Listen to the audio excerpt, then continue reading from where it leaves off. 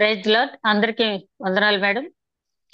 ఆ దేవుడు మళ్ళీ ఏప్రిల్ 27వ తేదీ పునరుత్థాన దినమున మనందరినీ కూడా కలుసుకునే అవకాశం దయచేసినందుకు వందనాలు చెల్లించుకుంటూ ఈ రోజు మూల వాక్యం హెబ్రీలు రాసిన పత్రిక 9వ అధ్యాయం 9వ వచనం. హెబ్రీలు రాసిన పత్రిక 9వ అధ్యాయం 9వ వచనం. ఆ గుడారమున ప్రస్తుత కాలమునకు ఉపమానముగా ఉన్నది. ఈ ఉపమానార్థమును బట్టి మనస్సాక్షి విషయంలో ఆరాధకునికి సంపూర్ణ సిద్ధి కలుగ చేయలేని అర్పణలు బలులు అర్పించబడుతున్నవి.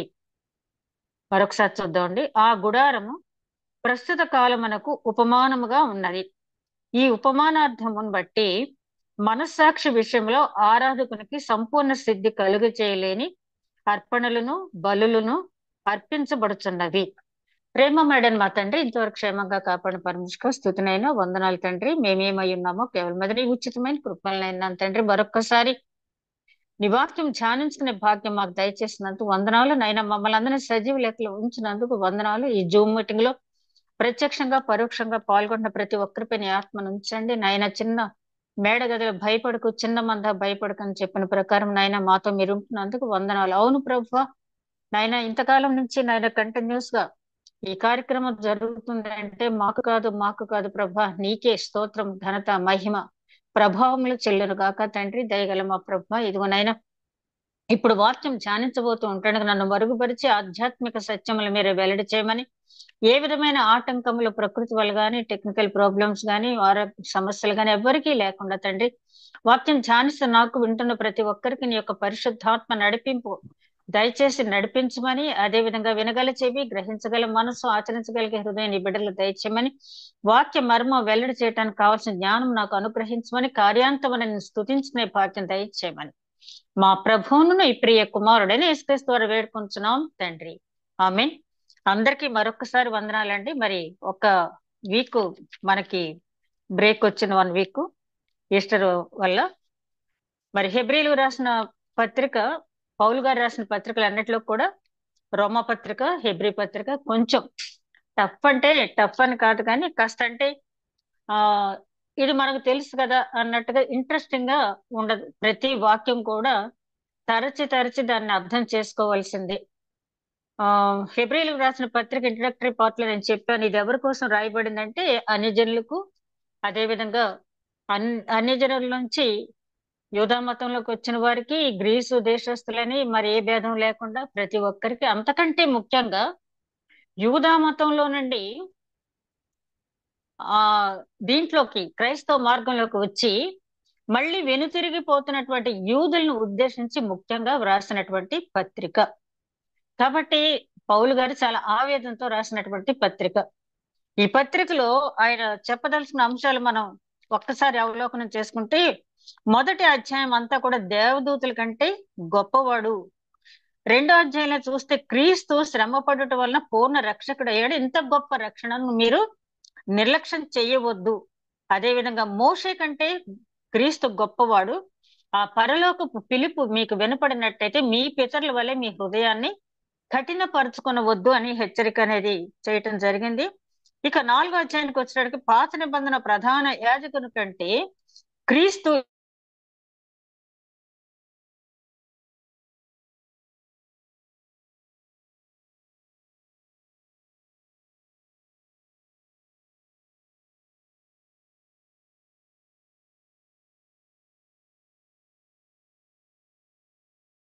ఇంకా పాలతోటే పెంచాల్సిన విధంలో ఉన్నారు, ఇంకా మూలపాఠాలే నేర్చుకుంటారని ఒకంత కొంచెం ఆయనకంటే ఒక ఉపాధ్యాయుడు తరగతి గదిలో చెప్పి చెప్పి ఒక్కసారి వాళ్ళ ఫేస్ చూసేటప్పటికి బ్లాంక్ ఫేస్ లో స్టూడెంట్స్ ఉన్నా, లేకపోతే ఆ బ్లాంక్ ఫేస్ తోటి ఉండటం మాత్రమే కాకుండా అటు ఇటు కదిలిపోయి ఆ సబ్జెక్ట్ అంటే ఇంట్రెస్ట్ లేనట్టు, లేక మరొక ఉపాధ్యాయుని దగ్గరికి వెళ్ళే ప్రయత్నాలు చేసినా, లేకపోతే ఇంటికి వెళ్ళిపోయే ప్రయత్నాలు చేసినా, ఆ స్టూడెంట్స్ చూసినప్పుడు ఉపాధ్యాయుడికి ఎట్లాంటి ఫీలింగ్ కలుగుతుందో అదే ఫీలింగ్ ఇక్కడ ఫిబ్రిల్కి రాసిన పత్రికల 6వ అధ్యాయంలో పౌలు గారికి కలిగింది. వారి శైశవ దశను బట్టి అంటే వారు మూలపాఠాలనే నేర్చుకున్నారు, యాక్చువల్ గా ప్రకటించాలి యేసుక్రీస్తు గురించి. కానీ ఏమైంది, ఇప్పుడు ఆ యేసుక్రీస్తు గురించి మళ్ళీ వాళ్ళకి ప్రకటించే స్థితిలో, ఇంకొక చేత ఉపదేశం పొందే స్థితిలో వాళ్ళు ఉన్నారు. కాబట్టి చిన్నపిల్లలు ఒకే పనిని 10 సార్లు చేయొద్దన్న పని ఎట్లాగా చేస్తారో, అది చేయకూడదని వివరించి 10 సార్లు చెప్పాల్సి వస్తుందో,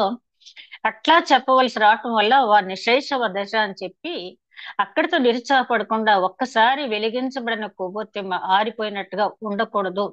అది ఎప్పుడు కూడా వెలుగుతూనే ఉండాలి. నిర్జీవ క్రియలు విడిచిపెట్టి జీవ క్రియలను చేత పట్టండి అంటే, నిర్జీవ క్రియలు అంటే దైవ సంబంధం కాని క్రియలన్నీ, లోక సంబంధమైన క్రియలన్నీ కూడా నిర్జీవ క్రియలే. ఆ క్రియలను విడిచిపెట్టండి అని చెప్పడం జరిగింది.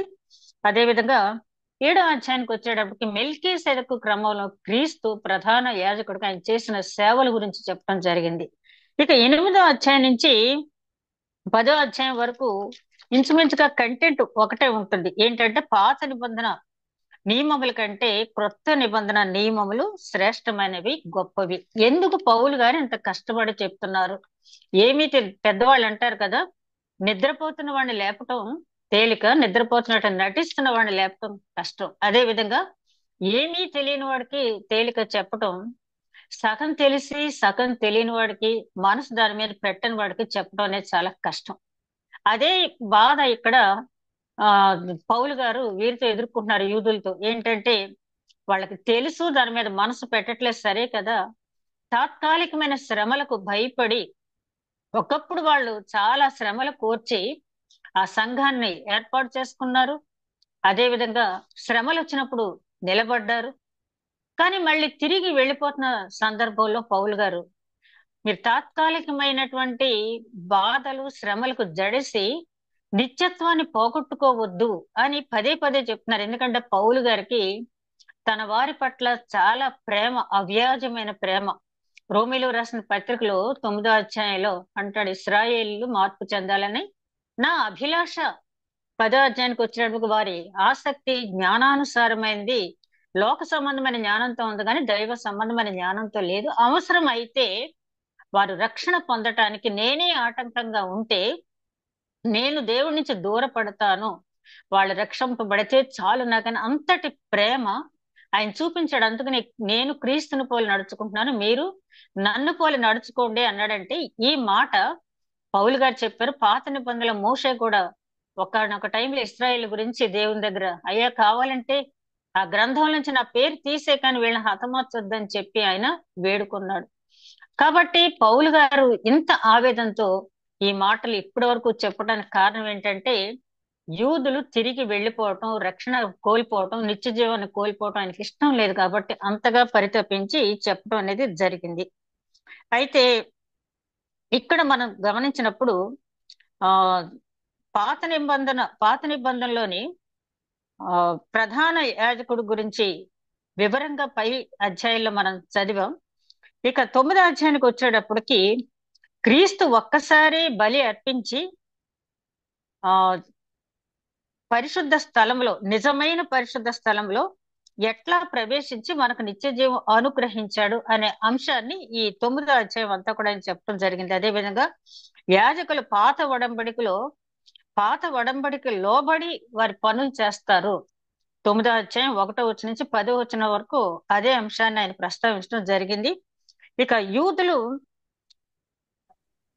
ఆ కానుకలు క్రొత్త నిబంధనకు లోబడి ఉంటాయి. క్రొత్త అంటే ఈ కొత్త నిబంధన యాజకుడు చేసే సేవా నియమాలన్నీ కూడా క్రొత్త నిబంధనకి లోబడి ఉంటాయని చెప్పి చెప్పడం జరిగింది. అదే విధంగా ఆయన మరొకసారి మాట్లాడుతున్నటువంటి అంశాన్ని మనం గమనించినట్లయితే, ఈ 9వ అధ్యాయం ప్రారంభం నుంచి మనం గమనించినట్లయితే ఇక్కడ 2 విషయాలు ప్రారంభంలో చెప్తున్నారు. ఏంటంటే మొదటి నిబంధనకైతే సేవా నియమములను ఈ లోక సంబంధమైన పరిశుద్ధ స్థలమును ఉండెను. మొదటి నిబంధన అంటే పాత నిబంధనలో ఏమున్నాయి అంటే, సేవా నియమానికి కావాల్సింది ఈ లోక సంబంధమైన పరిశుద్ధ స్థలం అంటే గుడారము. మోషేతో చెప్పి యెహోవా దేవుడు వేయించినటువంటి గుడారాన్ని గురించి ఇక్కడ పౌలు గారు మాట్లాడుతున్నారు. ఎలాగనగా మొదట ఒక గుడారం ఏర్పరచబడెను, అందులో దీపస్తంభమును బల్లయు దాని మీద ఉంచబడిన రొట్టెలు ఉండెను. ఇది మొదటి తెరలో అంటే ఆవరణ దాటిన తర్వాత ఉన్నటువంటి పరిశుద్ధ స్థలంలో ఏమేమి ఉంటాయి అనేది ఇక్కడ చెప్తూ ఉన్నారు ఆయన. ఈ పరిశుద్ధ స్థలంలో ఏమేమి ఉంటాయంటే అందులో దీపస్తంభము. ఈ దీపస్తంభం గురించి మనం ఎక్కడ చూస్తామంటే ప్రకటన గ్రంథంలో ఎఫెసీలుగా అది ఆ ఆ సంఘానికి ఎఫెసీ సంఘాన్ని హెచ్చరిస్తూ ఆయన అంటాడు, మొదట నీకుండిన ప్రేమ నువ్వు కోల్పోయావు. నువ్వు సరి చేసుకోకపోతే నీ దీపస్తంభం నీ మధ్య నుంచి తీసేస్తానని చెప్పడం జరిగింది.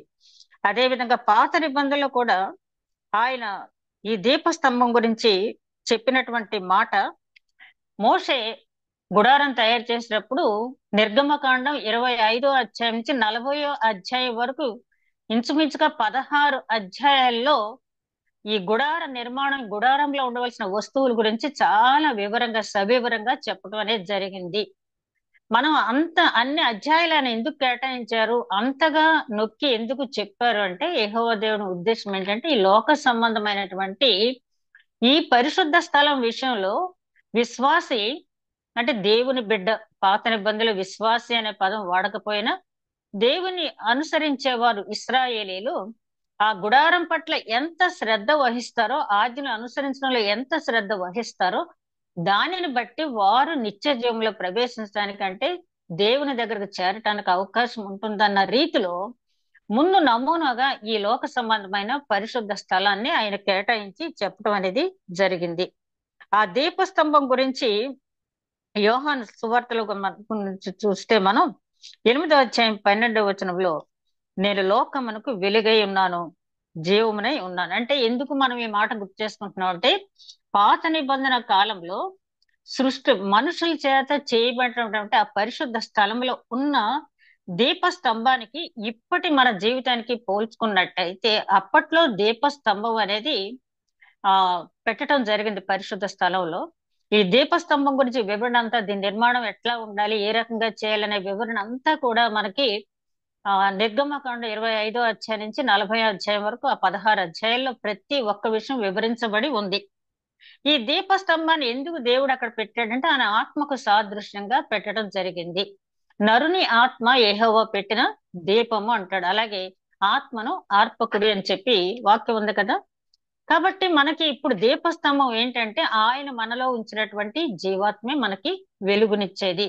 అందుకనే నేను లోకమునకు వెలుగై ఉన్నాను అంటే మనుషుల చేతులతో చేసినటువంటి దీపస్తంభం కాదు, కానీ నీ హృదయంలో నేనున్నట్టయితే ఆ దీపస్తంభం నీలో ఉంటుంది. అంటే ఆ ఎఫెసీ సంఘాన్ని హెచ్చరించేటప్పుడు ఎందుకు హెచ్చరించారు అంటే, నీ క్రియలు నువ్వు చక్కబరుచుకోపోయినట్టయితే, ఆ ఎఫెసీ సంఘానికే కాదు వాక్యం ధ్యానిస్తున్న మనందరితో కూడా దేవుడు చెప్తున్నది ఏంటంటే, ఆయన ఆజ్ఞానుసారంగా మనం ఉన్నామో లేదో పరిశీలించుకోకుండా మన ఇష్టానుసారంగా జీవించినట్టయితే క్రైస్తవుడిని అని చెప్పి, నేను బాప్తీసం తీసుకున్నాను, నిర్ధారణ తీసుకున్నాను, ప్రతిరోజు ప్రతి ఆదివారం చర్చికి వెళ్తున్నాను, సంఘ కార్యక్రమాలు అన్ని చేస్తూ ఉన్నాను, వాక్యం చదువుతున్నాను, కీర్తనలు పాడుతున్నాను, ఎన్నో కార్యక్రమాలు చేస్తున్నాను అంటే కాదు, గాని ఆయన ఆత్మ మనలో నివసించేటట్టు మనం ఉన్నామా లేదా అని పరిశీలించినప్పుడు మాత్రమే ఆ దీపస్తంభం అనేది ఉంటుంది. ఆ దీపస్తంభం మనలో లేనప్పుడు అది ఆ చీకటి, అది అప్పుడు ఏమవుద్ది, చెడ్డవైన 7 దెయ్యాలని వెంటబెట్టుకొచ్చిందని మత్తయి సువార్తలో ఉంది కదా. ఎప్పుడైతే దేవుని వెలుగు మనలో నుంచి వెళ్ళిపోయిందో అపవాది అక్కడ చోటు చేసుకోవడానికి అవకాశం ఉంటుంది. కాబట్టి ప్రతి రోజు కూడా మనం దినచర్యగా దేవునికి ఇష్టానుసారమైన జీవితం ఎంతవరకు జీవించాం. అందుకనే మోషే గారు అంటాడు కదా 90వ సంకీర్తనలో, జ్ఞాన హృదయంతో మా దినములు లెక్కించడం నేర్పించు మాకు అని చెప్పి ఎప్పటికప్పుడు మనల్ని మనం చెక్ చేసుకోవాలి. అదే విధంగా ఆయన ఆ హృదయాన్ని ప్రకాశింప చేస్తాడంటే తన జ్ఞానంతో. కొరింథీయులకు రాసిన 2వ పత్రిక 4వ6వ వచనం అంటాడు ఆయన జ్ఞానం హృదయాలు ప్రకాశింప చేస్తుంది. ఈ దీపం ఉండటం వల్ల ఏంటంటే ఆయన జ్ఞానంతో మనం నింపబడి, జ్ఞానవంతురాలు తన ఇల్లు కట్టును అంటే ఎలా కడుతుంది, ఆ జ్ఞానం దైవ సంబంధమైన జ్ఞానం ఆమెలో ఉన్నప్పుడు మాత్రమే. ఆ ఇల్లు అంటే అక్కడ భౌతికపరమైన ఇల్లు అని మాత్రమే కాదు, ఆధ్యాత్మిక జీవితాన్ని ఆమె గాని ఆయన గాని కట్టుకోగలుగుతాడు. ఆమె ముఖ్యంగా ఇంటికి స్త్రీ ముఖ్యం కాబట్టి జ్ఞానవంతురాలని అక్కడ స్ట్రెస్ చేసి చెప్పడం అనేది జరిగింది. యోహాను రాసిన మొదటి పత్రిక 5వ అధ్యాయం 6వ వచనంలో చూస్తే, దేవుడు వెలుగై ఉన్నాడు. ఈ మాట ఎవరు చెప్తున్నారంటే యోహాను గారు. యేసుక్రీస్తు రొమ్మున ఆనుకుని నిత్యము ఆయన మాటలు విని ఆయన ప్రేమను పూర్తిగా అనుభవించినటువంటి యోహాను ఆయన చెప్తున్నాడు, దేవుడు వెలుగై ఉన్నాడు. నేను లోకానికి ఇచ్చే సాక్ష్యం ఏంటంటే నేను వెంబడించే దేవుడు లోకానికి వెలుగై ఉన్నాడు. మనం చెప్పగలమా? నేను వెంబడించే నా క్రీస్తు ఈ లోకానికి వెలుగై ఉన్నాడు. ఆ సాక్ష్యం మన పెదవులతో మాత్రం కాదు గాని మనం చేసే క్రియలు బట్టి, మత్తయి సువార్తలో 5వ అధ్యాయంలో 13వ వచనం అంటాడు కదా, మీ సత్క్రియలు బట్టి పరలోకమందున మీ తండ్రి మహిమ పరచబడాలి.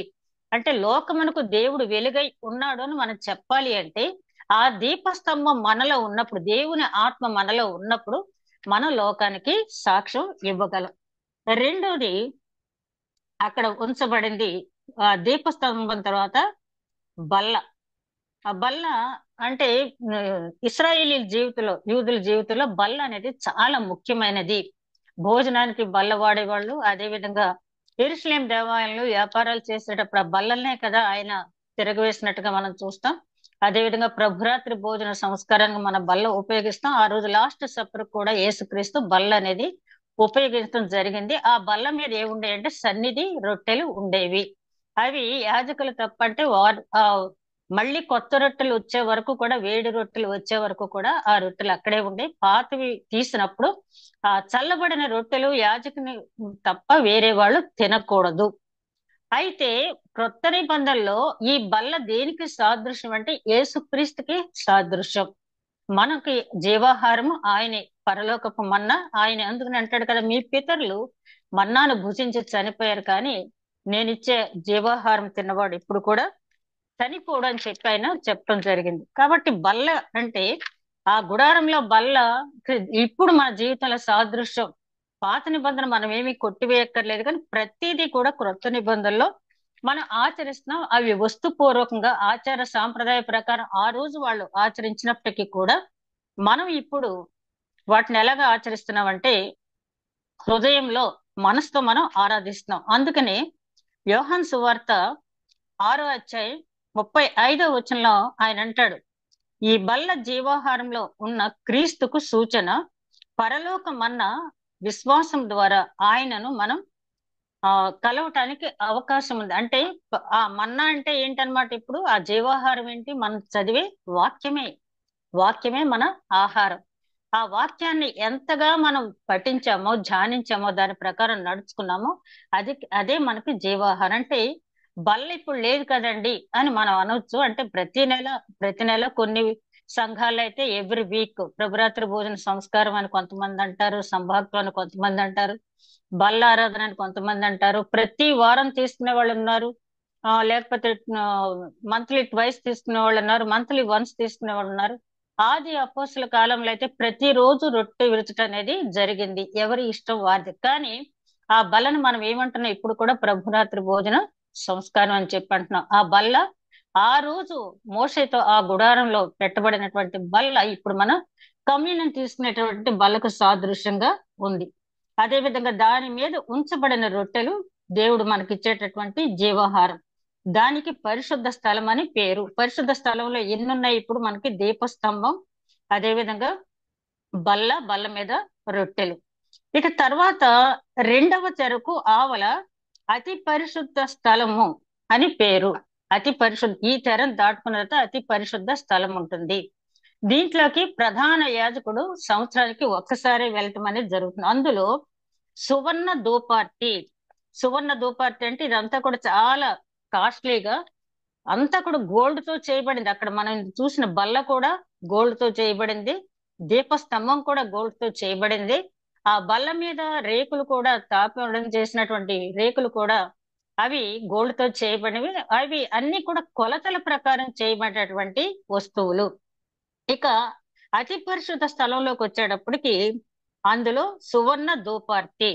అంటే ధూపం వేసేవాళ్ళు కదా. పాత నిబంధన గ్రంథంలో, లేవి గ్రంథంలో చూస్తే మనకి ఇవన్నీ కూడా చాలా, ఏ బలికి ఏ ధూపం వెయ్యాలి అనేది అక్కడ వివరించి చెప్పబడి ఉంటుంది. సాంబ్రాణి, గోధుమ, అచ్చంగా దంచి తీసినటువంటి ఒలీవల నూనె, సాంబ్రాణి, ఇవన్నీ వేసి ధూపం వెయ్యాలి, ధూపార్తి. అయితే ఈ సువర్ణ ధూపార్తి ఏంటి ఇప్పుడు మనకి దేనికి సాదృశ్యంగా ఉంది? మనం చేసేటటువంటి ప్రార్థన, విజ్ఞాపన. అయ్యా, నేను చేసిన ప్రార్థన నీ సన్నిధికి ఇంపైన నైవేద్యంగా స్వీకరించు తండ్రి అని చెప్పి మనం చేస్తున్నాం. ఎఫెసీయులకు రాసిన పత్రిక 5వ అధ్యాయం 2వ వచనంలో ఆయన అంటారు కదా, మీరు మీ అపరాధముల చేత చచ్చిన వారై ఉంటుండగా ఆయన తన శరీరాన్ని పరిమళ భరితమైనటువంటి సువాసన భరితమైనటువంటి అర్పణగా బలిగా అర్పించాడు అని చెప్పి ఆయన చేసిన త్యాగం. అది మనం చేయవలసింది ఏంటంటే ఆయనకి చేసే ప్రార్థన ఆయనకి ఇంపైన నైవేద్యంగా. దానియేలు ప్రార్థించేటప్పుడు గబ్రియేల్ దేవదూత వచ్చి అంటాడు, ఆయన గబ్రియేల్, దానియేలు నువ్వు ప్రార్థించడం ప్రారంభించగానే దేవుడు నన్ను నీ దగ్గరికి వెళ్ళమన్నాడు, ఎందుకంటే నీవు బహు ప్రియుడువు కనుక. ఎందుకంటే దానియేలు తన స్వార్థం కోసం ప్రార్థన చేయట్లేదు, ఆ ఇశ్రాయేలీల యొక్క విడుదల కోసం ప్రార్థన చేస్తున్నాడు. కాబట్టి అది దేవునికి ఇంపైన ప్రార్థన. అట్లాంటి ఇంపైన ప్రార్థన చేయటానికి ఈ సువర్ణ ధూపార్తి అంటే మన హృదయం నుంచి వెళ్లే ప్రార్థన సూచనగా ఈ సువర్ణ ధూపార్తి అనేది ఉంది. అంతటను బంగారు రేకులతో తాపబడిన నిబంధన మందసం. ఈ నిబంధన మందసం గురించి మనం ఎక్కడ చూస్తామంటే సమూయేలు గ్రంథం నుంచి కూడా చూస్తాం. ఆ సమూయేలు గ్రంథంలో షిలోహు మందిరంలో ఉంచబడేది. ఆ హోప్ని ఫీన్హాసుల తర్వాత అది పట్టబడింది. ఆ తర్వాత దావీదు మహారాజు మళ్ళీ దాన్ని తీసుకురావడం జరిగింది. అదే విధంగా సొలొమోన్ మహారాజు కట్టిన దేవాలయంలో కూడా ఆ మందసాన్ని ఉంచడం, దానికి తగినటువంటి కొలతలు. నేను ఆ కొలతలు చూసినప్పుడు 2.5 అడుగుల పొడవు, 2.5 అడుగుల వెడల్పు, 1.5 అడుగు ఎత్తు ఉండాలంట ఆ మందసం. ఆ మందసం 2.5 అడుగుల పొడవు, 2.5 అడుగుల వెడల్పు, 1.5 అడుగు ఎత్తు ఉండాలి. ఆ మందసానికి కూడా కొలత ఇవ్వటం జరిగింది. మనం ఆలోచించినట్టయితే ఆదికాండలో కూడా నోవాహుకి దేవుడు చితిసారకు మానుతో చేయవలసినటువంటి ఓడ కూడా కొలతలు ఇవ్వటం అనేది జరిగింది. ఏ చెక్కను ఉపయోగించాలి, ఏ కొలతలతో నీవు చెయ్యాలి అంటే దేవుని మాట ఎంత విలువైందని చెప్పి మనసులో ఉంచుకుని ఎవరైతే చేశారో వారు అప్పుడు ఆశీర్వదింపబడ్డారు. దాన్ని బట్టి మనం నేర్చుకోవాల్సింది ఏంటంటే ఇప్పుడు కొలతలు కాదు, కానీ ఆయన మనకు చెప్పిన వాక్యం అనేది మనం ఎంతవరకు ఆచరిస్తున్నాము. అలాగే బంగారు రేకులతో తాపబడిన నిబంధన మందసము ఉండెను. ఆ మందసంలో మన్నాగల బంగారు పాత్రయు, చిగురించిన అహరోను చేతికరయు, నిబంధన పలకలు ఉంచబడెను. ఈ అతి పరిశుద్ధ స్థలంలో ఉన్నది ఏంటంటే ఒకటి సువర్ణ దీపార్తి, రెండోది బంగారు రేకులతో తాపబడిన నిబంధన మందసం. ఆ మందసంలో ఏమున్నాయి మళ్ళీ? ఆ మందసంలో మన్నా గల బంగారు పాత్ర, చిగురించిన అహరోను కర్ర, అదే విధంగా ఆజ్ఞను ఉన్నటువంటి పలకలు 3 ఉన్నాయి ఆ మందసంలో. చిగురించిన అహరోను కర్ర, అదే విధంగా మన్నా గల బంగారు పాత్ర, తర్వాత నిబంధన మందసంలో మన్నాగల బంగారు పాత్ర, చిగురించిన అహరోను కర్ర, నిబంధన పలకలు, ఈ 3 కూడా మందసంలో ఉన్నాయి. ఈ 3 కూడా మన జీవితంలో ఇప్పుడు క్రొత్త నిబంధన అనుసరిస్తున్న మనకి ఏంటి సాదృశ్యం అంటే మందసం, మన హృదయమే మందసం. చూడండి, ఆ హోప్ని ఫీన్హాస్లు ఏం చేశారు?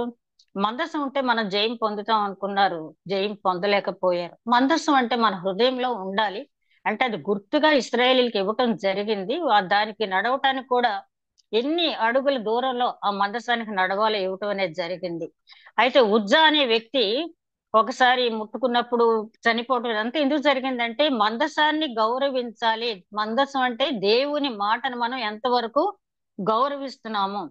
అదే విధంగా ఆ మందసం మీద కరుణాపీఠము ఉంటుంది. దీన్నే మనం ఇప్పుడు ఏమంటున్నాం? కృపాసనము అంటున్నాం. ధైర్యంగా కృపాసన యొద్దకు చేరుతున్నాము అంటే యేసుక్రీస్తు చేసిన త్యాగాన్ని బట్టి ఆయన దగ్గర పాప క్షమాపణ పొందిన మనము, మారు మనసు పొందిన మనము, రక్షణ పొందిన మనము ధైర్యంగా కృపాసనం యొద్దకు చేరుతున్నాం. పౌలు గారి మాటని చాలా ఎక్కువగా వాడటం అనేది జరిగింది. ఈ కరుణాపీఠమే కృపాసనం.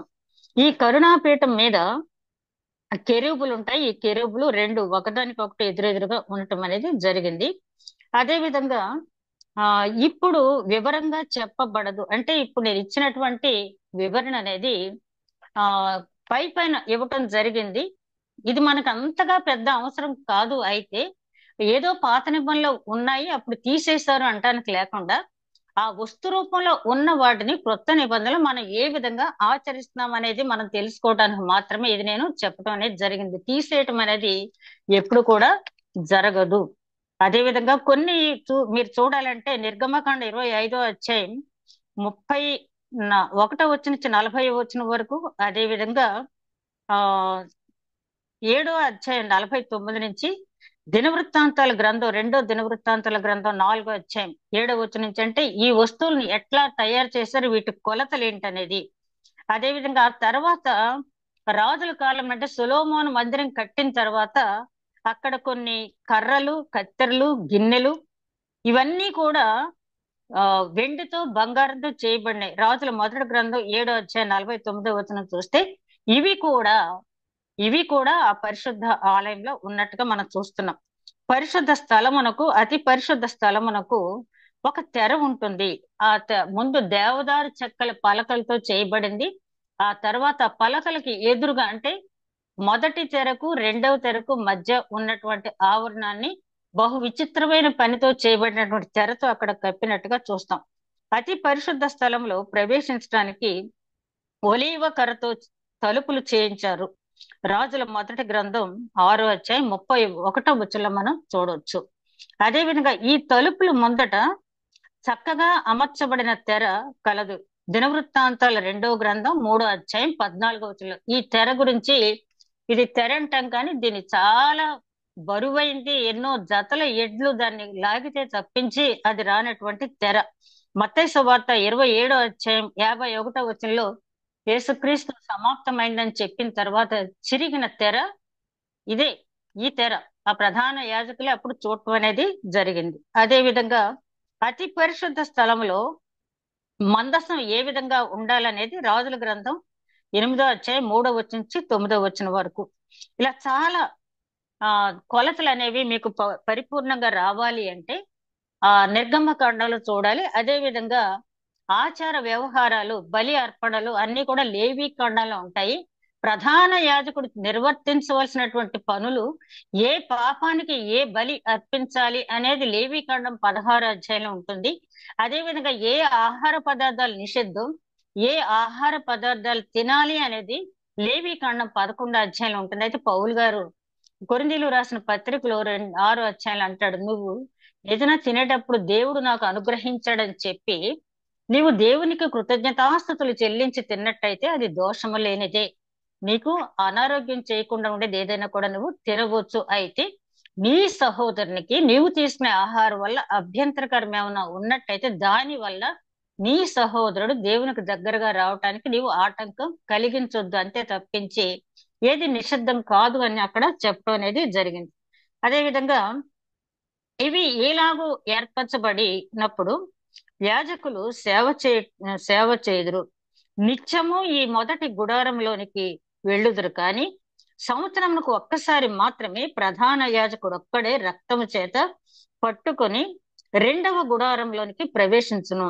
ఆ రక్తము తన కొరకు, ప్రజల అజ్ఞాన కృతముల కొరకును అతడు అర్పించును. దీనిని బట్టి ఆ మొదటి గుడారం ఇంకా నిలుచుండగా అతి పరిశుద్ధ స్థలంలో ప్రవేశించు మార్గము బయలుపరచలేదని పరిశుద్ధాత్మ తెలియచేయుచున్నాడు. 8వ వచనం వరకు మనం ఇంతవరకు చూసింది ఏంటంటే పరిశుద్ధ స్థలంలో ఉండే వస్తువులు ఏంటి, అతి పరిశుద్ధ స్థలంలో ఉండే వస్తువులు ఏంటని చూసాం. తర్వాత ప్రధాన యాజకుడు ఈ పరిశుద్ధ స్థలంలో నిత్యము సామాన్య ప్రజలు తెచ్చే బలులు, అర్పణలు, వారి కోసం చేసే ప్రతి కార్యక్రమం చేస్తాడు. కానీ అతి పరిశుద్ధ స్థలంలోకి సంవత్సరానికి ఒక్కసారి ప్రవేశిస్తాడు. అదే ఇశ్రాయేలీలకి ప్రాయశ్చిత్తార్థ దినము. మనకి ఆంధ్ర క్రైస్తవ కీర్తనల పుస్తకంలో ఇదివరకు ఓల్డ్ దాంట్లో క్రైస్తవ కీర్తన పుస్తకం ఉంటుంది. అక్టోబర్ 6 ప్రాయశ్చిత్తార్థ దినం అని చెప్పి ఎప్పుడు కూడా ఇశ్రాయేలీలు ఆ టైంలో ప్రాయశ్చిత్తార్థ దినంగా అక్టోబర్ 6 అంతా కూడా వాళ్ళు ఫాస్టింగ్ లో ఉన్నప్పుడు వాళ్ళ మీద ఈ పాలస్తీనా దాడి అనేది, హమాస్ దాడి అనేది అక్టోబర్ 7 చాలా కాలం నుంచి అలా జరుగుతూనే ఉంది. కాబట్టి ఈసారి ఇశ్రాయేలీలు ఏం చేశారంటే ఆ ప్రాయశ్చిత్తార్థ దినంనే వాళ్ళు చాలా సిద్ధంగా ఉండబట్టి చాలా ఎలర్ట్ గా వాళ్ళు ఎదుర్కోగలిగారు. కాబట్టి పాత నిబంధన కాలంలో ఆ ప్రాయశ్చిత్తార్థ దినాన యాజకుడు ఒక గిన్నెలో ఆ రక్తం అంటే బలి అర్పించిన రక్తం తీసుకుని దాంట్లో ప్రవేశిస్తాడు. అది ఎవరి కోసం అర్పిస్తున్నాడు అంటే యాజకుడు తన కోసం, అంటే తన కుటుంబం కోసం, తన వాళ్ళు, తను చేసిన తప్పుల కోసం, అదే విధంగా అక్కడికి చేరి వచ్చినటువంటి ఇశ్రాయేలీలందరూ కూడా చేసిన తప్పుల కోసం ఆ యాజకుడు దాన్ని అర్పించడం అనేది జరిగింది. ప్రజల అజ్ఞాత కృతము కొరకును అతడు అర్పించను. దీనిని బట్టి ఆ మొదటి గుడారం ఇంకా నిలుచుండగా అతి పరిశుద్ధ స్థలంలో ప్రవేశించే మార్గము లేదని పరిశుద్ధాత్ముడు తెలియచేస్తున్నాడు. ఈ గుడారము ప్రస్తుత కాలమునకు ఉపమానముగా ఉన్నది. ఈ ఉపమానార్థం బట్టి మనస్సాక్షి విషయంలో ఆరాధకునికి సంపూర్ణ సిద్ధి కలుగ చేయలేని అర్పణలను బలులను అర్పింపబడుచున్నవి. ఇవి దిద్దుబాటు కాలం వచ్చు వరకు విధింపబడిన అన్నపానములతోనూ నానా విధములైన ప్రక్షాళనతోనూ సంబంధించిన శరీరధారులు మాత్రమై ఉన్నవి. ఈ ఆచారాలు ఇంకా కొనసాగుతూనే ఉన్నాయని చెప్తూ ఆయన ఏం చెప్తున్నారంటే, అంటే కొన్ని ఆచారాలు ఈ బలులు అవి వెళ్ళిపోయినాయి, కానీ ఇంకా కొన్ని సాగుతూ ఉన్నాయి. అది ఎలాగంటే, మొదటి ఆవరణ అంటే పరిశుద్ధ స్థలం, అతి పరిశుద్ధ స్థలం అనే తెరలు రెండు ఉన్నంత కాలం కూడా అర్పణ అనేది అర్పించిన వ్యక్తికి సంపూర్ణ సిద్ధి అనేది కలగదు. సంపూర్ణ సిద్ధి అనేది కరెక్ట్ మీనింగ్ తీసుకున్నట్టయితే సంపూర్ణ విశ్వాస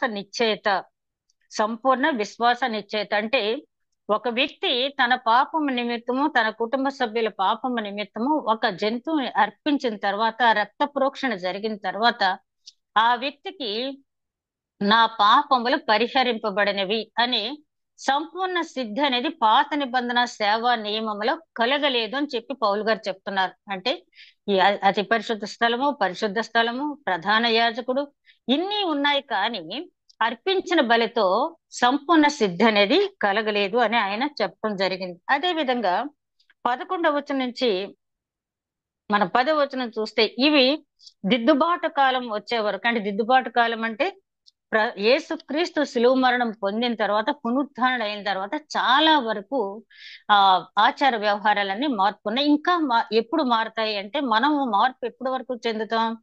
ఆయన రాకడ రెండవసారి జరిగే వరకు మనం మార్పు చెందుతూనే ఉంటాం. క్షణకాలంలో కొరింథీయులకు రాసిన 2వ పత్రిక 3వ అధ్యాయం 16వ వచనం చివరి వచనాలు మనం చూస్తే, ఆ క్షణంలో మనం దేవుని రూపంలోకి మార్చబడతాం. ఎవరంటే ఆయనకి ఇష్టలైన వారు ఆయన రూపంలోకి మార్చబడతారు. అది అయ్యే వరకు కూడా ఈ శరీర ఆచారాలు అనేవి లోకాన్ని ఇంకా ఏలుతూనే ఉన్నాయి. ఇప్పటికీ కూడా మనం చూస్తున్నాం కదా, కొబ్బరి నూనె లేకపోతే హ్యాండ్ కర్చీఫ్స్ ఏవేవో తెచ్చి వీటిని అంటించుకోండి, వీటిని రాసుకోండి, మీకు స్వస్థత కలుగుద్దని చెప్తారు. ఇవన్నీ కూడా ఇంకా ఆ మూఢాచారాల నుంచి ఇంకా ఒక రకంగా బయటపడలేదు. అదే విధంగా వెనక్కి కూడా వెళ్ళిపోతున్నామేమో అని కూడా అనుమానం మనకు రావచ్చు. ఆ తర్వాత 11వ వచనం చూస్తే, అయితే ఇక్కడ పౌలు గారు 11వ వచనం నుంచి చివరి వరకు ఆయన చెప్పేది ఏంటంటే, యేసుక్రీస్తు క్రొత్త నిబంధన యాజకుడుగా ఎలా సక్సెస్ అయ్యాడు అనే విషయాన్ని చెప్తున్నాడు ఇక్కడ. అయితే క్రీస్తు రాబోతున్న మేలుల విషయమై ప్రధాన యాజకుడిగా వచ్చి తానే నిత్యమైన విమోచన సంపాదించి, హస్తకృతము కానిది అనగా ఈ సృష్టి సంబంధము కానిదియు మరి ఘనమైనదియు పరిపూర్ణమైనది అయిన గుడారం ద్వారా మేకల యొక్కయు కోడెల యొక్కయు రక్తంతో కాక తన స్వరక్తంతో ఒక్కసారి పరిశుద్ధ స్థలములో ప్రవేశించను. ఏలైనగా మేకల యొక్కయు ఎడ్ల యొక్కయు రక్తమును మైలపడిన వారి మీద ఆవు దూడ బూడిదను చల్లుటయు శుద్ధీకరణ కలుగునట్లు దానిని పరిశుద్ధపరచిన ఎడల నిత్యుడగు ఆత్మ ద్వారా తన్ను తాను దేవునికి నిర్దోషిగా అర్పించుకున్న క్రీస్తు యొక్క రక్తము నిర్జీవ క్రియలను విడిచి జీవము గల దేవుని సేవించటకు మీ మనస్సాక్షిని ఎంతో ఎక్కువగా శుద్ధి చేయను. ఇక్కడ అంటే ఎక్కువగా వివరించాల్సిన అవసరం లేదు. ఈ శరీర సంబంధమైన ఆచారాలు గాని, మరి లేవి కాండలో ఆవు పేడతో లేకపోతే ఆవు దూడ రక్తంతో లేకపోతే ఇట్లాంటి వాటితో శుద్ధి చేయమని అక్కడ కొన్ని ఉన్నాయి పాత నిబంధనలు. అయితే ఇక్కడ పౌలు గారు ఏమంటున్నారంటే, అవేవి కూడా మానవుని పాపాన్ని శుద్ధి చేయలే, పాప క్షమాపణ అనేది కలిగించు. ఎందుకంటే రక్తం చిందిస్తేనే గాని పాప క్షమాపణ అనేది కలగదని ధర్మశాస్త్రం చెప్తూ ఉంది. అదే విధంగా లేవి కాండలో కూడా మనం చూస్తూ ఉంటాం. ఈ హేతువు చేత మొదటి నిబంధన కాలంలో జరిగిన అపరాధముల నుండి విమోచన కలుగుటకై ఆయన మరణము పొందినందున పిలువబడిన వారు నిత్యమైన స్వాస్థ్యమును గుర్చి వాగ్దానమును పొందు నిమిత్తము ఆయన క్రొత్త నిబంధనకు మధ్యవర్తి ఉన్నాడు. మరణ శాసనం ఎక్కడ ఉండునో అక్కడ మరణ శాసనం రాసిన వాడు మరణము అవశ్యము. ఈ మరణ శాసనం అనే మాట గ్రీకు లాంగ్వేజ్ లో తీసుకున్నారు. అందులో రెండు అర్థాలు ఉన్నాయి మరణ శాసనం. ఒకటి విల్ అంటాం కదా, వీలునామా, రెండవది ఒడంబడిక. తెలుగులో అయితే ఈ రెండు అర్థాలకి పరస్పర విరుద్ధమైనటువంటి అర్థాలు ఉన్నాయి రెండు మాటలకి. కానీ ఇక్కడ తీసుకున్న గ్రీకు మాటకి ఏంటంటే వీలునామా అని ఇక్కడ తీసుకున్నారు. అంటే ఆ ధర్మశాస్త్ర నెరవేర్పు యేసుక్రీస్తు ఎలా చేశారు? శిలువ మరణం పొందిన తర్వాత, ఆయన రక్తం చిందించిన తర్వాత, అంటే ఆయన రాసిన వీలునామా అది ఫోర్స్ లోకి రావాలంటే ఆయన మరణించాలి, రక్తం ప్రోక్షింపబడాలి. కాబట్టి ఆయన తన జీవితాన్ని, తన శరీరాన్ని, తన పవిత్రమైన, నిందారహితమైన, నిష్కల్మషమైన, పరిశుద్ధమైన రక్తాన్ని, కోడల యొక్క, మేకల యొక్క ఈ రక్తం బలులు మనిషి యొక్క పాపాన్ని శుద్ధీకరించలేవు. కాబట్టి తన రక్తాన్ని ఆయన చిందించి విమోచన కలిగించారు. ఎవరి కోసం? అజ్ఞానుసారంగా ఆయన వెంబడించేవారు నిత్య జీవంలో ప్రవేశించేందుకు. అక్కడ మరణ శాసనం వ్రాసిన వారు మరణం అవశ్యము. ఆ శాసనమును వ్రాసిన వాడు మరణం పొందితే అది చెల్లును. అది వ్రాసిన వాడు జీవించుచుండగా అది ఎప్పుడైనా చెల్లునా? ఇందుచేత మొదటి నిబంధన కూడా రక్తం లేకుండా ప్రతిష్ఠింపబడలేదు. మొదటి నిబంధన కూడా రక్తం లేకుండా ప్రతిష్ఠింపబడలేదు. చూడండి 19వ వచనం నుంచి, ధర్మశాస్త్రం ప్రకారం మోషే ప్రతి ఆజ్ఞను ప్రజలతో చెప్పి తరువాత ఆయన నీళ్లతోనూ రక్తవర్ణము గల గొర్రె బొచ్చుతోనూ హిస్సోపుతోనూ కోడెల యొక్కయు మేకల యొక్కయు రక్తమును తీసుకుని, దేవుడు మీ కొరకు చిందించిన నిబంధన రక్తం ఇదే అని చెప్పుచూ గ్రంథం మీదను ప్రజలందరి మీదను ప్రోక్షించెను.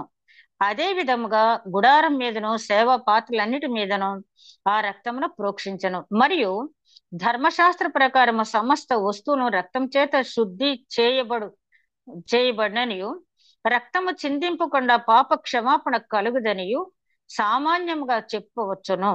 పరలోకమందున వాటిని పోలిన వస్తువులు ఇట్టి బలులను శుద్ధి చేయబడవలసి ఉండెను. కానీ పరలోక సంబంధమైనవి వీటికంటే శ్రేష్టమైన బలుల వల్ల శుద్ధి చేయబడవలసి ఉండెను. ఇక్కడ ఏం చెప్తున్నాడంటే ధర్మశాస్త్రంలో కూడా రక్తం చిందింపబడింది. ఎవరి రక్తం? ఆ బలి అర్పించే జంతువుల యొక్క రక్తం. ఆ రక్తాన్ని మోషే గారు ఏం చేసేవాడు? అక్కడ ధర్మశాస్త్రం మీద, తర్వాత అక్కడ ఉన్న జనం మీద, అక్కడ ఉన్న వస్తువుల మీద చల్లి ఇది దేవుని నిబంధన రక్తం అని చెప్పడం జరిగింది. అయితే పౌలు గారు ఏమంటారంటే ఆ రక్తము పాప క్షమాపణ కలిగించదు. కాబట్టి యేసుక్రీస్తు యొక్క రక్తంతో శుద్ధి కలగాలి. ఎవరికంటే ఆ ఉపకరణాలకి లేకపోతే వస్తువులకి కాదు, గాని పరలోక సంబంధమైన వాటికి. పరలోక సంబంధమైన వారు ఎవరు? మనం. దేవుని రాజ్యం ఎవరితో నింపబడి ఉంది? మనుషులతో నింపబడి ఉంది. ప్రకటన గ్రంథాలు అంటాడు కదా, దేవుని రాజ్యం మనుషులతో నింపబడి ఉంది. అంటే మనుషులతో నింపబడి ఉండాలంటే ఆ మనుషుల్ని పవిత్రీకరణ ఎలా జరగాలంటే, క్రీస్తు మన కోసం మరణించాడు, నా పాపముల నిమిత్తం మరణించాడని చెప్పి ఆయన దగ్గర మన పాపములు ఒప్పుకొని ఎవరైతే క్షమాపణ పొందుతారో, మారుమనసు పొందుతారో వారు విమోచింపబడి నిత్య జీవంలో ప్రవేశిస్తారు. వారి కోసం యేసుక్రీస్తు రక్తం చిందించబడింది. శిలువ మరణం అందరి కోసం చేశాడు ఆయన. కానీ ఆ రక్తం ఆ విలువ పొందాలి అంటే ఆయన అజ్ఞానుసారంగా నడుచుకోవాలి. ఆయన నా సొంత రక్షకుడని అంగీకరించాలి. ఆయన మార్గంలో నడిచిన వారికి మాత్రమే ఆ ఫలం అనేది దక్కుతుంది. అయితే పాత నిబంధనలో అందరికీ ఒకటే, ఎవరు తెచ్చిన వాటి మీదైనా రక్తం అలా జల్లేసేవాళ్ళు, నీ పాపం క్షమించబడిందని చెప్పేవాళ్ళు. కానీ క్రొత్త నిబంధనలు అయితే ఇది వ్యక్తిగతం రక్షణ అనేది. అది ఎవరికి వారే ఆ శిలువ త్యాగం ముందు మనం తలంచుకుని నా కోసం, నా పాపం కోసం, అయోగ్యుడు నేను నా కోసం. అందుకని పేతురు గారు అంటారు, పేతురు గారు రాసిన మొదటి పత్రిక 3వ అధ్యాయం 18వ వచనం మనం గమనించినట్టయితే, పేతురు గారు రాసిన మొదటి పత్రిక 3వ అధ్యాయం 18వ వచనంలో ఆయన చెప్తున్నటువంటి మాట, ఏలయనగా మనలను దేవుని యొద్దకు తెచ్చుటకు అనీతిమంతుల కొరకు నీతిమంతుడైన క్రీస్తు శరీర విషయంలో చంపబడి, ఆత్మ విషయంలో బ్రతికింపబడి, పాపముల విషయంలో ఒక్కసారి శ్రమ పడేను. మన కోసం ఏం చేశాడైనా? శరీర విషయంలో మరణించాడు, ఆత్మ విషయంలో నిత్యం జీవిస్తాడు. ఎందుకంటే ఆయన ఆత్మ నిత్యము జీవిస్తేనే మనం నిత్య జీవులో ప్రవేశిస్తాం. కాబట్టి ఆయన్ని వెంబడించేవారు, ఆయన విశ్వాసం ఉంచిన వారు అట్లాంటి జీవితాన్ని పొందుకుంటారని చెప్పి పౌలు గారు చెప్పడం అనేది జరిగింది. అదే విధంగా ఇక్కడ క్రింది వచనాలకు మనం వచ్చినట్టయితే, పరలోకమందు వాటిని పోలిన వస్తువులను ఇట్టి బలుల వలన శుద్ధి చేయవలసి ఉండను. కానీ పరలోక సంబంధమైనవి వీటికంటే శ్రేష్టమైన బలుల వల్ల శుద్ధి చేయవలసి ఉండను. అంటే మనము ఆ మోషే ధర్మశాస్త్రంలో ఉన్న ప్రకారం జంతువుల యొక్క రక్తంతో కాకుండా ఆ యేసు క్రీస్తు రక్తమందలి విశ్వాసము చేత మనం శుద్ధి చేయబడాలి. కాబట్టి ఆయన మన కోసం ఆ శిలువ మరణం పొందాడని పేతురు గారు చాలా క్లియర్ గా అక్కడ చెప్తూ అనేది జరిగింది.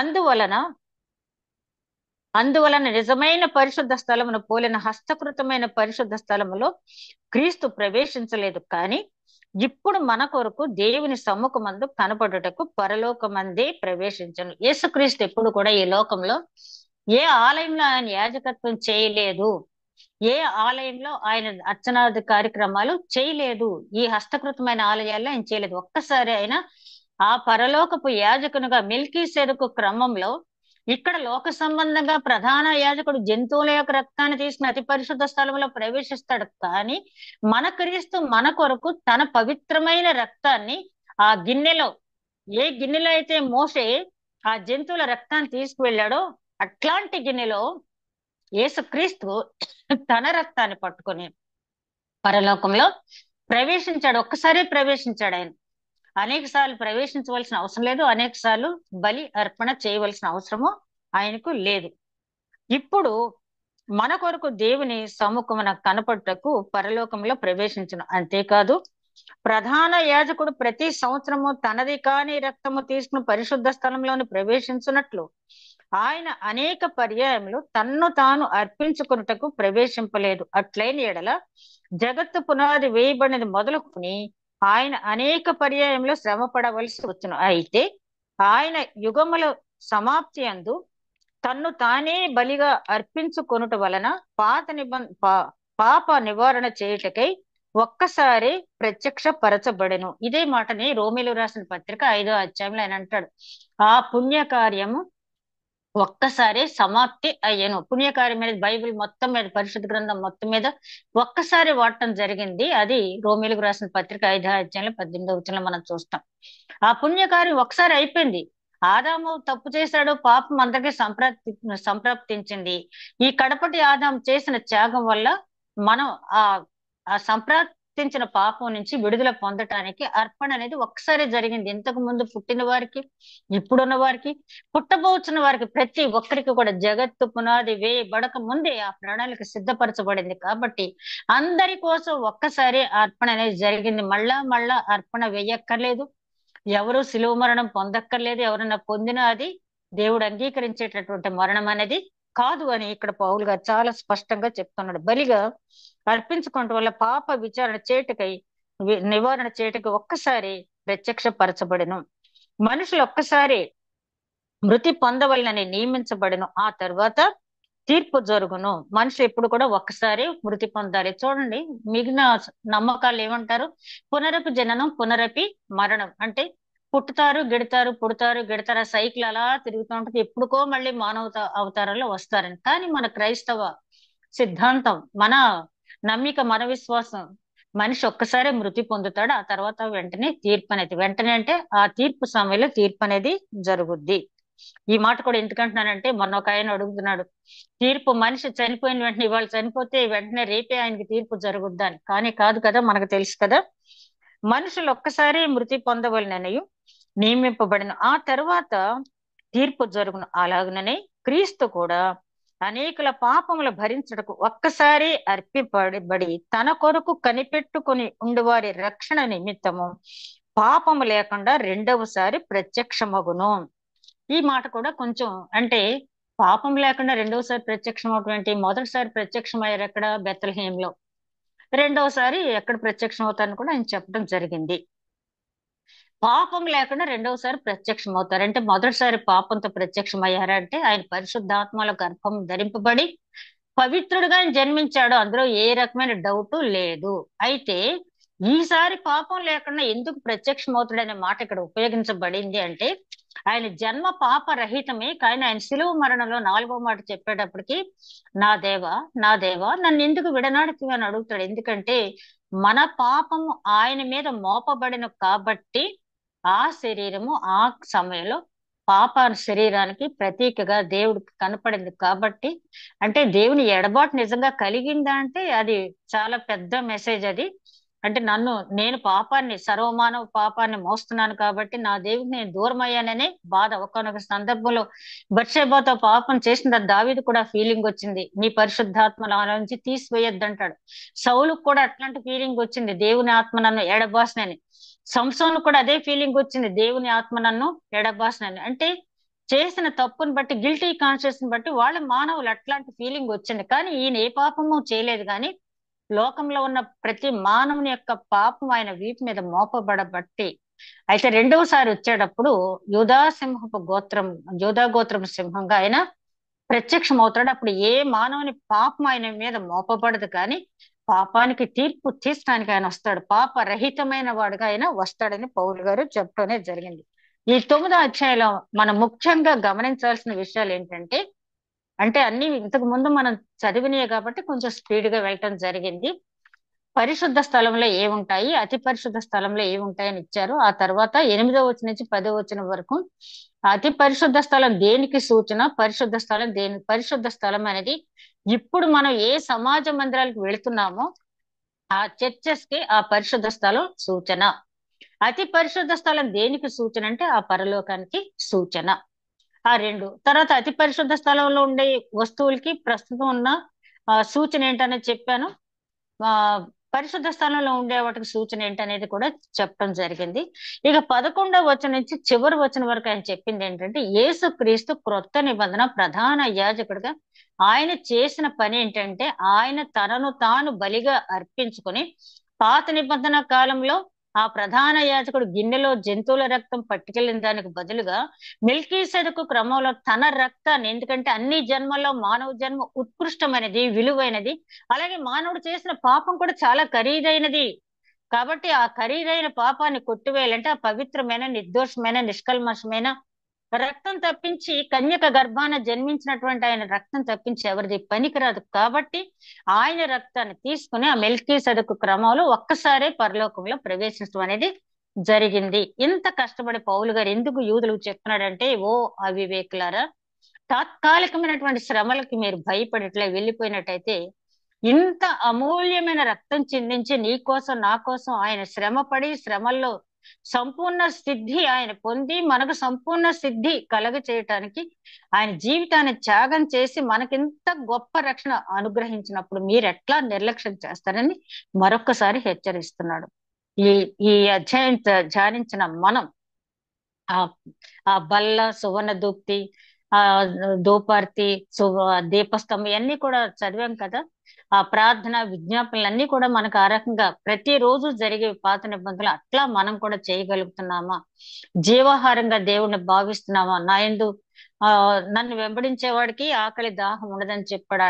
ఈ లోక సంబంధమైన ఆకలి దప్పులు లేకుండా ఆయన్ని మనం వెంబడించగలుగుతున్నాం. మనం పరిశీలించుకుందాం. ఆ నిత్య జీవంలో ప్రవేశించడానికి ఎప్పటికప్పుడు మనల్ని వాక్యం ద్వారా పరిశీలించుకుంటూ ముందుకు సాగుదాం. అట్టి నడిపింపు దేవుడు మనకి అనుగ్రహించును గాక. దయగల మా ప్రభా, ఇంతవరకు ధ్యానించిన వాక్యం నిమిత్తం వందనాలు. ధ్యానించిన వాక్యం నూరంతలుగా ఫలించే భాగ్యం దయచేయమని. ఇంకా ఎవరైనా అనాలోచితంగా, విమర్శకులుగా, రెండు తలంపుల మధ్య ఇంకా ఎవరైనా ఉన్నట్టయితే, లోక సంబంధమైన ఆచారాల పట్ల, శరీర సంబంధమైన ఆచారాల పట్ల ఊగిసలాడుతూ ఉంటే, యోహాను గారు చెప్పినట్టు ఈ లోకంలో ఉన్నదంతా శరీరాశ, నేత్రాశ, జీవపుడము, అవి తండ్రి వల్ల కలిగినవి కావు అని చెప్పి, మీరు జయించింది, లోకాన్ని మీరు జయించింది మీలో ఉన్న విశ్వాసం అని చెప్పిన ప్రకారం విశ్వాసం ద్వారా లోకాన్ని జయించి సంపూర్ణ సిద్ధి పొందే కృప అనుగ్రహించమని మా ప్రభువును నీ ప్రియ కుమారుడైన యేసుక్రీస్తు ద్వారా వేడుకొంచున్నాం తండ్రి. ఆమేన్.